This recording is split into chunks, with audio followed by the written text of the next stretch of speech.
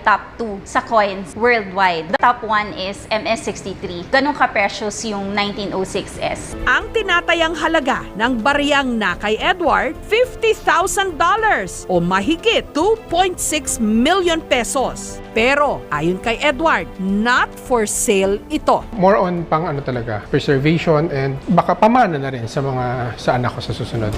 Ang tanong, totoo bang nagkaroon ng 1906 SUS Philippine coin?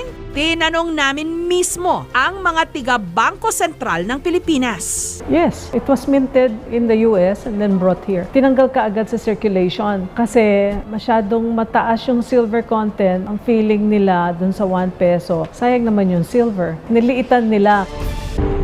Samantala, bago ang auction para sa piso na pwedeng maging 1 milyon, pina-preview muna ang antique collection sa publiko. The 1906 coin is one of the coins